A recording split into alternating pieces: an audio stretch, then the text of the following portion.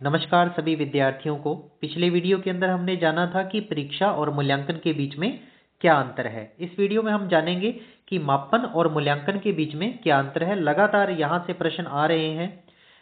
प्रश्न अलग अलग तो सभी को पता होता है कि मापन का कौन सा बिंदु नहीं है या परीक्षा का कौन सा नहीं है, परंतु ऐसा प्रश्न आ जाता है कि मूल्यांकन मापन से किस प्रकार भिन्न है। तब वहां पर ऐसे जो तुलनात्मक जो बिंदु हैं वो आपके लिए बहुत ही महत्वपूर्ण हो जाते हैं। जैसे मापन परिमाणात्मक और संख्यात्मक है, संख्या के रूप में होगा, आपके अंक बताएगा। वही मूल्यांकन परिमाणात्मक और गुणात्मक दोनों होगा। जो मापन है ये ज्ञानात्मक पक्ष के उद्देश्यों का ही मापन करेगा। मापन केवल ज्ञानात्मक पक्ष से संबंधित होता है, वहीं मूल्यांकन ज्ञानात्मक, भावात्मक और क्रियात्मक तीनों पक्षों से संबंधित होता है। मापन का क्षेत्र क्या रहेगा? संकुचित रहेगा, छोटा होता है। और वहीं मूल्यांकन का क्षेत्र क्या रहेगा? व्यापक रहेगा। हर एक पक्ष का हम मूल्यांकन करना चाहते हैं। आगे मापन जो है इसके द्वारा ना तो निदानात्मक शिक्षण संभव है और ना ही उपचारात्मक शिक्षण संभव है। ठीक है, ये ध्यान रखना, मैं यहाँ पर शिक्षण की बात कर रहा हूँ। हम यहाँ पर विद्यार्थी की कमजोरी का पता नहीं लगा रहे।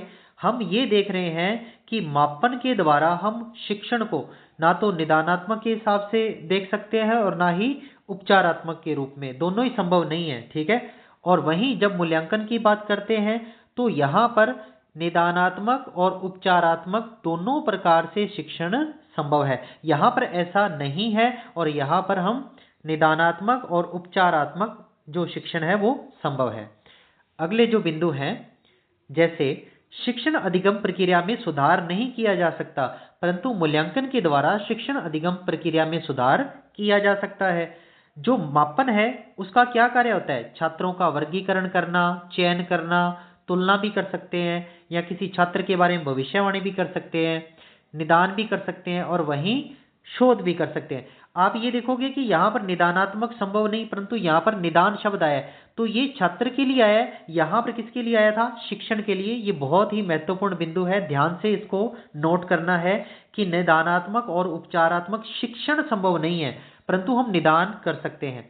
वहीं जो मूल्यांकन है उसका कार्य जो शैक्षिक उपलब्धियां होती हैं इसको बताना, छात्र के जो भौतिक, मानसिक, नैतिक और सामाजिक पक्ष है उनका मूल्यांकन करना मूल्यांकन का कार्य है। ठीक है, तो ये एक महत्वपूर्ण बातें हो गई मापन और मूल्यांकन के बारे में। धन्यवाद।